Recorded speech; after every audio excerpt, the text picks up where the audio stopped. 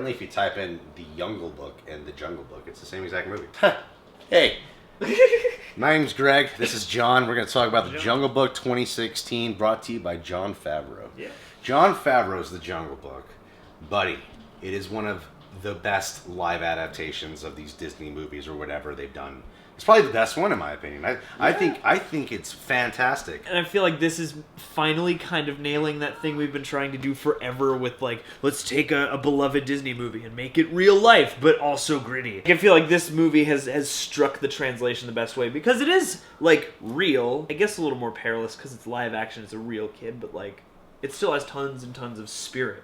Yeah. And that's what a lot of the other ones lack for me is soul. No, this movie has that's the perfect word for it. There's a spirit to it, there's a personality. The scope of it is totally spectacular to look at. Yeah. Visual effects are amazing. Like, if you're going to touch on the visual effects, I got to say, the animals, the way they're done, they move like real animals. Even the background. Every little tidbit to them, every movement, the way they climb and everything. It's like watching real animals. They've come a long way with that tech, with like really being able to animate all the face muscles and all the movement. Like, hair has gotten so much better than hair has ever been. You know? I'm looking at this movie and I'm like, dang, this is a movie with one human, a great kid. The kid who played Mowgli, what's his name, Neil Smith or something?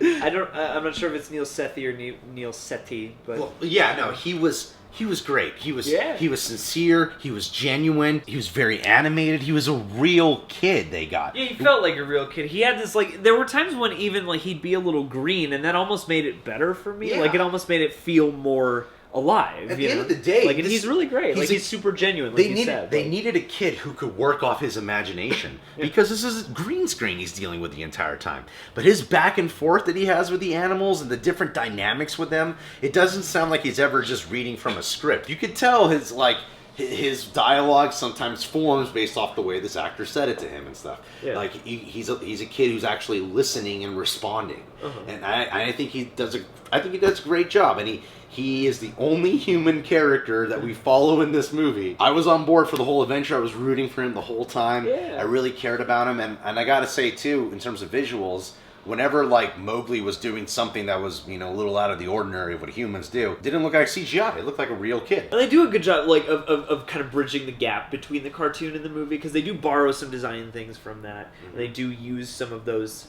visual motifs, but in more realistic ways, like in the Ka scene, like when she's coming towards him. I swear, I don't remember really great because I haven't seen the Jungle Book animated movie in a while, but I feel like the snake's eyes like bug out in that kind of blue yellow way, and they even worked that into a movie in a way that was so subtle I didn't catch it for a couple of seconds. And they allowed those scenes to be really natural, because like the cost scene is like creepy and it's cool that they allow the movie to just be, the situations just be what they are, because that's what makes Shere Khan so scary, is like Shere Khan is allowed to be, he has a point, but he's also scary about it. And you get why he's doing what he's doing, but he's also kind of a bad guy. Idris Elba does a great job on voicing him. Yeah. Like, Idris Elba's voice for that character was... He made... That character was scary. It was a scary fucking tiger, man. Idris Elba also... Everybody... Because, like, this movie has a lot of people on the voice cast who we like enough or who are good enough right now to just kind of be themselves a lot. They didn't do that. Because, like, Idris Elba could just be Idris Elba, but I thought he brought nuance to it. And Ben Kingsley did the same thing as Bagheera. Granted, he's Ben Kingsley, he's stately and whatnot, but I feel like the nuances were on it. And Bill Murray, like, maybe the biggest surprise to me at, like, how well I thought he worked in the film. He plays it like a bear. It's not just like, oh yeah, the voice and it's fun and it's animated. It's like, he really plays the performance, and Walken too, like, I gotta say, this is our, like, third time shooting this, and he just, like, took a bunch of points. There's things... I'm sorry, I thought you were going to jump in. There's things that I had said, and I was like, wait a minute, now he's just saying things that I actually said at some points, and now it's like, well, now I don't have points. We do that to each other. No, I don't have points anymore. I'm out of points. Take 5. No, we're not doing another take. We're going to do this one, guys. I thought you were going to jump in. Like, wait, you just keep rambling. Hey, I'm going to cover Bill Murray, Ben Kingsley, and I'm going to cover Idris Elba. Dude, you don't give him up. You jump in. Like, I'm used to you jumping in. Like, I don't interrupt when people talk. All right, then maybe you like to interrupt. I don't interrupt. Okay. This is raw footage. All right. Okay. One thing I really appreciate about this film is that they're not just, celebrity voices. These are people who were like specifically cast for each one. Yeah. Scarlett Johansson I felt was specifically cast for it's just one scene, and she does a great job. Idris Elba, of course, and it was some of Bill Murray's best work he's done in a very long time, and it was some of Christopher Walken's best work he's done in a very long time. All these characters, they're specific, they're really defined, and they're really brought to life in this movie. Yeah. Now you go. Okay. I'd just like to give props to the screenwriter because he wrote Street Fighter: The Legend of Chun-Li before this. Nice. And I think that's about it, other than some shorts and stuff. So major improvement. I don't think Ben Kingsley was just being Ben Kingsley. Like the way you were kind of putting it, I felt like you were kind of putting down his performance a little bit, as if it wasn't not at all as great. Ben Kingsley can be an asshole a lot of the time. Ben Kingsley is usually a more complex dude. Like this was a guy who was like kind of the Buddha of the story. No. But it's what you said before. There's a level of commitment to all these characters that, especially for the actors who don't have to, who are good enough that they don't have to commit super hard. Like, I felt like they still did, and I could tell. Ben Kingsley, you might go in and go, well, it's not super different from Ben Kingsley, but like the fine points, the little nuances are really on point. And the same goes for Idris Elba, the same goes for Walken, and the same goes for Bill Murray. What's her name? Lupita Nyong'o. Yeah, she plays the wolf who takes care of the mother wolf of Mowgli, and I really liked that relationship. I really cared about their dynamics. You could tell that there was a real mother-son touch to their relationship, and I don't know, it made me really love her. And the other little cubs that they had. Well, and it works that much better because like they do address in small ways the weirdness of what Mowgli is and having him around, and they build that into their relationship. It's not just you're a wolf. It's like, you're a member of our family, you're a bit different, so you got to do some different stuff, but like we love you. And you get the friction, and you get, it's just like little touches like that. And like there's great themes of like segregation and equality that are being at play here in this movie, and I really like it. It's a great family movie because it's a film that is a real film for all ages. It's not like this is good for kids and parents can endure it. It's like, no, I think there are parents who might like it more than some of the kids. Yeah, it feels just like a genuine movie, and the stuff that it brings up is stuff for everybody. It's appropriately genuine. Like there are times when it is scary or kind of creepy, and it's not too much. Nothing is ever too much, and nothing's ever too flashy for me. I would totally recommend watching this on IMAX, because the 3D is not bad. Like, it was definitely cool to see it big. And the only thing is, like, I wish on IMAX it could have been all IMAX, just because that would have been so...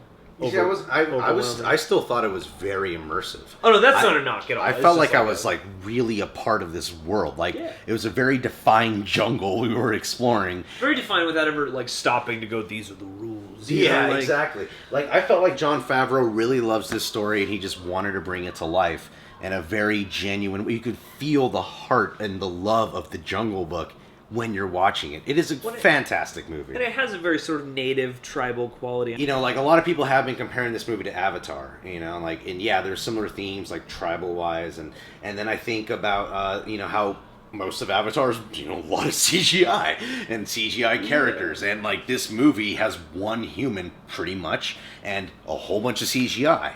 Yet I thought this movie was way more immersive. I actually really believed it, and I like being in this world, Well, because I think the thing that Avatar lacks is like the stuff I walked away from that movie with was like, it is beautiful in a tribal kind of way, and in a nature, a very earthy way. I don't really give a shit about the story at the end of the day. But that's the thing, is that what I feel like Jungle Book has that Avatar doesn't is like, Avatar has such a standard, like such a well-worn story. The bad guy is like an angry army dude in a mech suit. Like it's angry, like it's black and white, and the good guys and the bad guys, and then one dude learns and turns it all around. Like this is a little more like you get the sense for community, and you get why Mowgli has to do certain things alone. It feels less plotty than Avatar does. Like Avatar still wants to be a big action movie too, and I don't feel like this wants to do that. Dude, this movie does, like I know they got a Jungle Book 2 greenlit already, and I'm sure it's because of how well it's performed and everything. But the way they grow Mowgli in this story, and like the arc he goes through, the symbol he becomes of the jungle,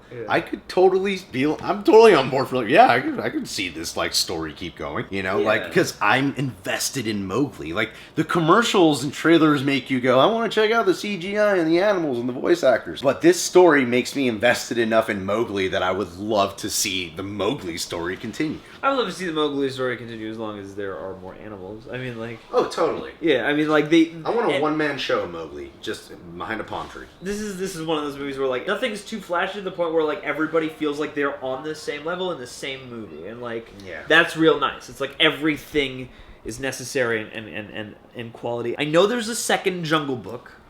I don't know. I don't want them to just franchise the shit out of this because, like... I think they could. I think... I don't like this one's kind of. Do I want that? This one could be kind of special, and like you know, I'm confident that team will do a good job. It kind of makes me a little sick to be like, it's not even out yet, and we already have a part 2. Like Jungle Book 2, water animals. Mowgli goes to the ocean book. The ocean book, right there. Mowgli takes on insects. Yeah, he shrinks down in part 3. Mowgli gets a dog. I wish I was Mowgli. Do you? Yeah, I wish I was Mowgli. He sounds like nothing hurts his feet. He just walks around the jungle all day. I was thinking that. I was thinking. I know Mowgli's used to this. I wonder how that young actor feels. Yeah. Like I bet he's super uncomfortable. Because I'm like, oh god, not wearing shoes in that jungle. Yeah. You're just gonna step on something that's gonna hurt you. Mowgli's much tougher than we will ever. Running be. on the trees. Yeah. They brought the songs in the movie, which that was another one of those things going in. I was like, are they going to, and how is it gonna work? And for the most part, I thought that worked because they made them kind of half. Especially the way they made Bare Necessities work. I thought that was great. Because that one almost kind of comes out as just like a ditty he's singing. It becomes a musical number, but it doesn't start as one, so it just feels like... It's a great scene, though. Yeah, it is. It's a great bonding moment with Mowgli and Bill Murray. What's the bear's name again? Baloo, because they were just kind of floating down the stream and just like enjoying a nice day, you're just enjoying watching them having a good time together. And it's kind of refreshing to see such joy in that and to have the song start in an understated way. Yeah, and then I Want to Be Like You with King Louie is a similar kind of understated, and I know some people really prefer the version from the animated movie, but I thought Chris Walken did a good, great upbeat. Oh yeah, and it's got that real jazz flair. Jazz flair, yeah. And this one is a little more sinister. Yeah. So but it plays to his character well. Yeah, I appreciated that they took the songs, they still did them, but they fit them to the movie. Yeah, in a different way, which is nice. And I thought Kaz's song was great. Jack Black as the panda, that was great. Awesome. DreamWorks and Disney should work together to get the Kung Fu Panda characters. Mowgli goes to China. Well, it would be different, but it wouldn't be... Well, it would be very different. I tell you, man, they could franchise this out. This is the one role this actor needs for the rest of his life. No! Just keeps growing and watch this guy age into old Mowgli, and you're like, dang, this guy still doesn't hang out with humans. He doesn't even know what sex is. Mowgli? I'm sure he does. I'm sure he'll learn.